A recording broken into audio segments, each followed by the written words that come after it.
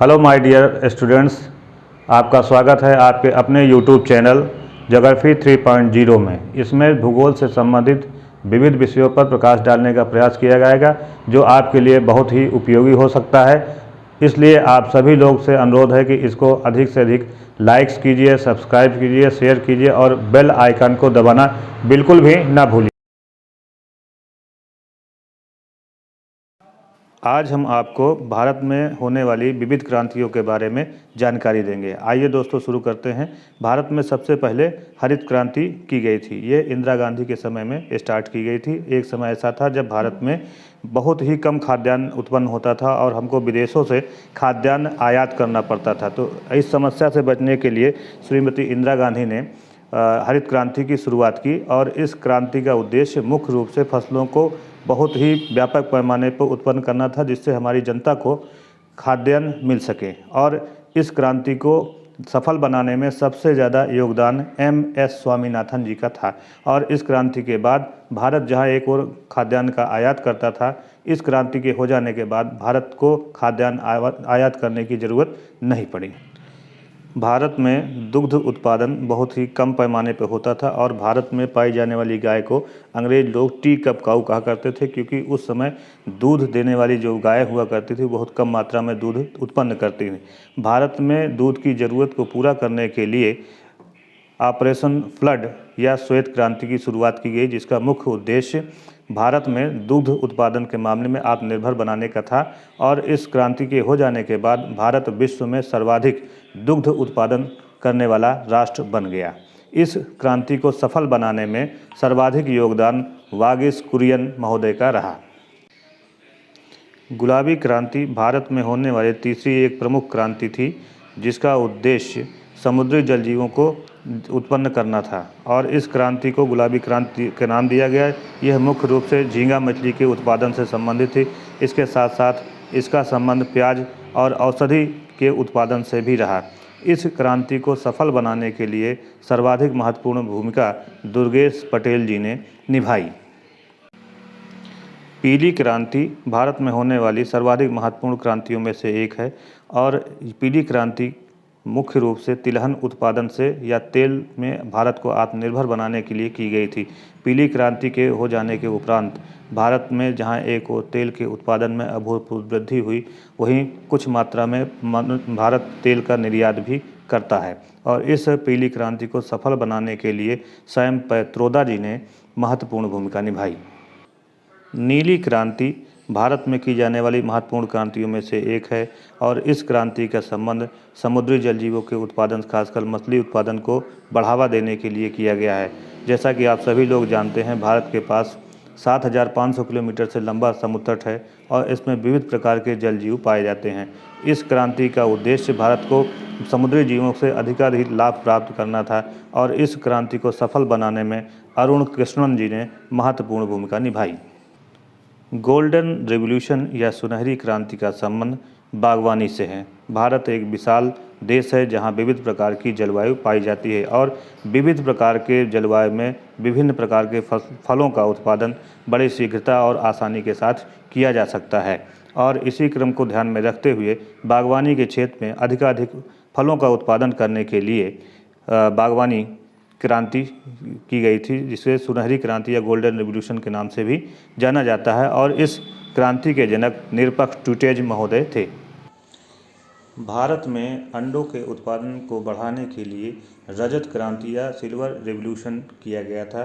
भारत में विटामिन का अंडा एक बहुत ही महत्वपूर्ण स्रोत है, जिसका भारत के हर हिस्से में लोग उपयोग करते हैं। और इस अंडों के उत्पादन को बढ़ाने के लिए श्रीमती इंदिरा गांधी ने रजत क्रांति को आगे बढ़ाया था। लाल क्रांति या रेड रिवॉल्यूशन का संबंध मांस उत्पादन में वृद्धि करना था।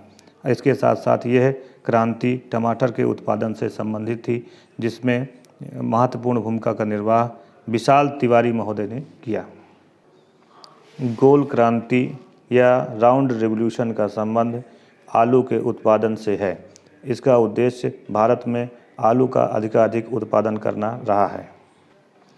सदाबहार क्रांति का संबंध किसी एक फसल से न होकर बल्कि कृषि के समग्र विकास से था और इस क्रांति का उद्देश्य भारत को विविध फसलों के उत्पादन में आत्मनिर्भर बनाना था।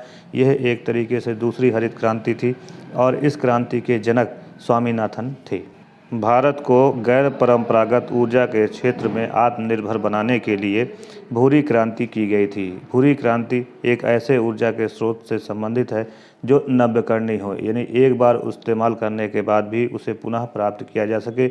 इस क्रांति का मुख्य उद्देश्य भारत को गैर परंपरागत ऊर्जा के क्षेत्र में आत्मनिर्भर बनाना था। गैर परंपरागत क्षेत्र में या ऊर्जा के क्षेत्र में मुख्य रूप से पवन ऊर्जा, जल विद्युत, भूतापीय ऊर्जा, लहर ऊर्जा और ज्वारीय ऊर्जा को उत्पन्न करना था, जिस प्रदूषण रहित ऊर्जा को प्राप्त किया जा सके।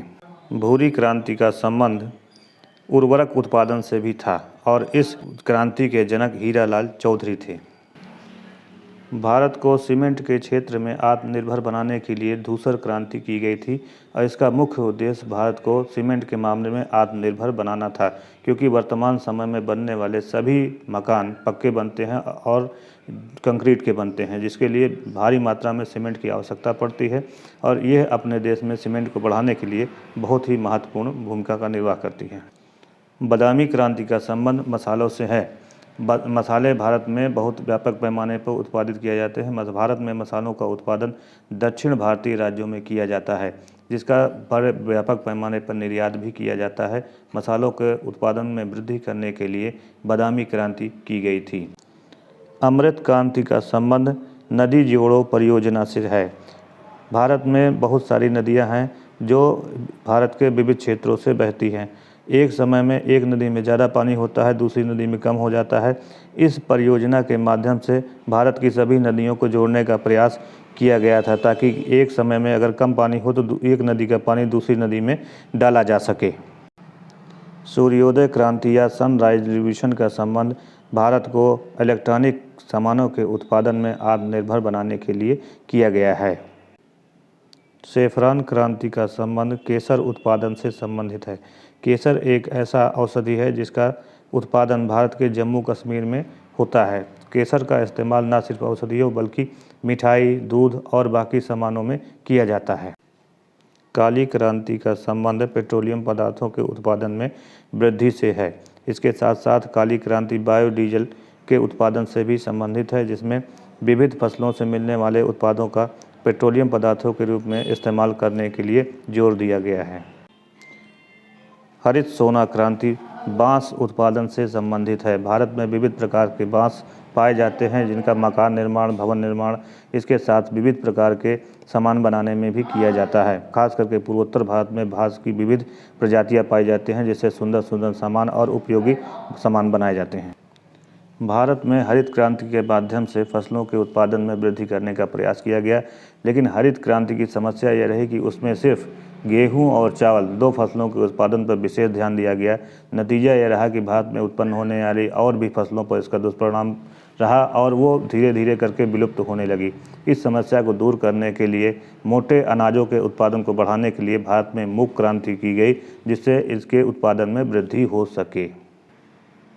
परमाणु क्रांति का संबंध भिंडी के उत्पादन में वृद्धि से है। भारत के लोगों का चाय एक प्रमुख पेय है, जिसकी शुरुआत अंग्रेज़ों ने की थी। भारत में चाय का उत्पादन भारत के पूर्वोत्तर राज्यों में किया जाता है। खास करके पहाड़ी क्षेत्र के ढलानों में चाय का उत्पादन किया जाता है। चाय के उत्पादन में एक लंबे समय तक भारत प्रथम स्थान पर रहा। चाय के उत्पादन को वृद्धि करने के लिए भारत में ग्रीन गोल्ड क्रांति की गई थी। भारत में सर्वाधिक जानवर पाए जाते हैं, जिससे हमें चमड़ा प्राप्त होता है। चमड़े का निर्यात विदेशों में किया जाता है। चमड़े के उत्पादन में वृद्धि के लिए खाकी क्रांति की गई थी।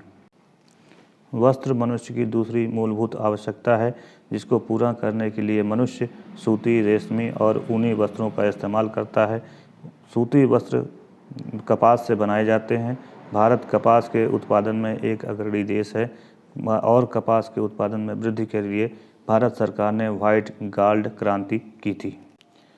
सड़कें किसी भी राष्ट्र के विकास में महत्वपूर्ण भूमिका का निर्वाह करती हैं।